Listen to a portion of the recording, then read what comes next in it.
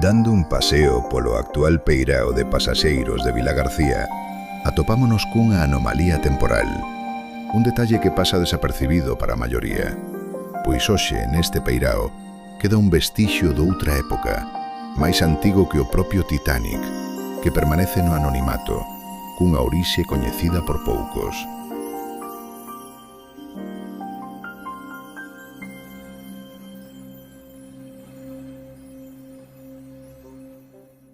Mírao. Contémplao en todo o seu esplendor nesta fermosa posta de sol, omnipresente desde todos os ángulos, desde o que entón era a Rúa Marina, desde a praia de Compostela, ou mesmo desde Carril.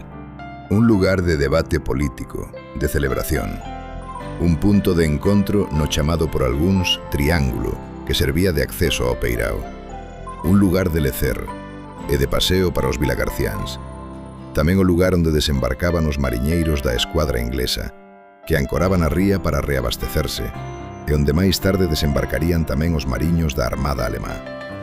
Un enclave que asombraba aos forasteiros, é dicir, madrileños, que naquel momento consideraban Vilagarcía un lugar idílico para relaxarse, darse curativos baños de algas no balneario, hospedarse ou mesmo codearse coa alta sociedade do momento. Sí, Vilagarcía estaba de moda. E ti? Lembras o peirao de Ferro? Pois é imposible que o lembres se tes menos de 80 anos.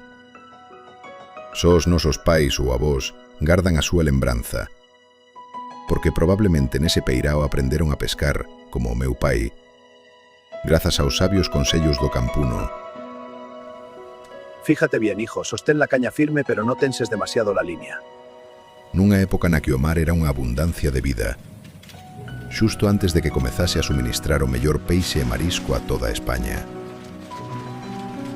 Ou quizáis incluso se atreveron a mergullarse no mar nocturno, iluminado só polas tenues farolas do peirao e o efecto bioluminescente da alga noctiluca, que só se atopa en augas extremadamente limpas.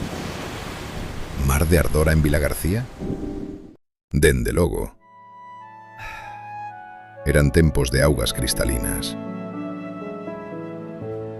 O peirao de Ferro conectaba coa terra firme no que hoxe é a Avenida da Mariña.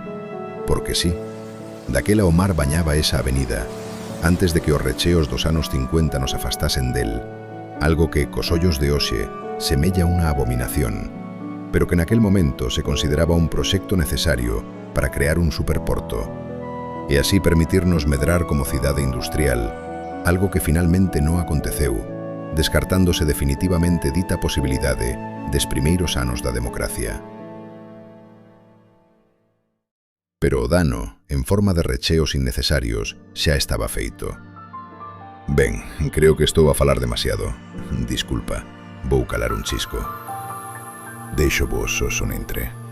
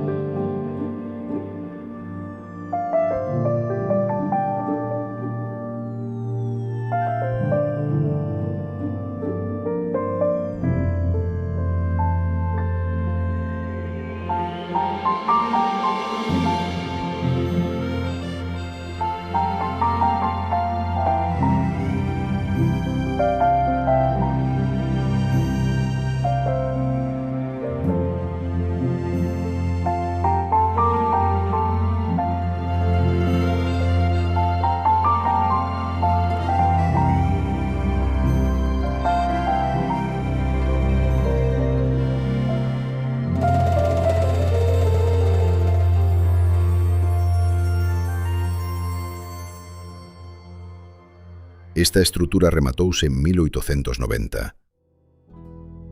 Pouco despois, en 1903, impulsado por ventos de expansión e crecemento económico, tamén se rematou o seu irmán, o peirao do Ramal.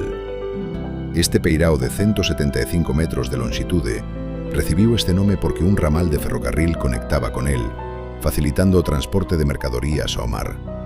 Isto outorgoulle ao comercio e á industria locais unha posición privilexiada en comparación con outros portos, non só da ría senón de case toda Galicia, grazas á súa conexión ferroviaria. Menos fotoxénico e menos propenso á nostalxia que o peirao de ferro, pero en definitiva máis práctico. Nunha ocasión, un accidente ferroviario danou gravemente a estrutura, provocando a caída dun tren ao mar.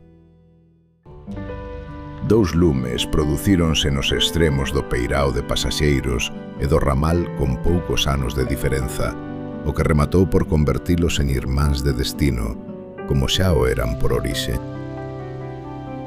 Decidiuse que xa non se repararían, senón que se substituirían completamente polas estruturas que coñecemos hoxe, que creceron xunto aos recheos mencionados.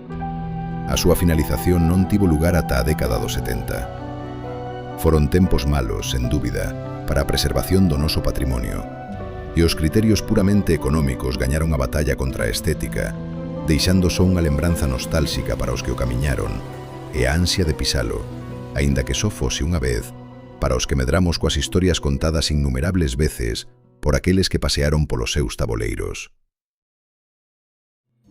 Perdón, case me esquezo. Non sei se vos decatastes, pero en case todas as secuencias deste vídeo puideches ver as varandas que amosei ao principio.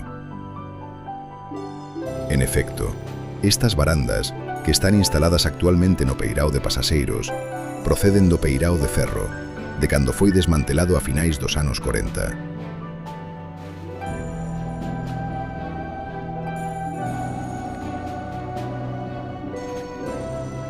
Esta é unha historia do peirao de ferro, que forma, sen dúbida, parte do ADN dos nosos maiores.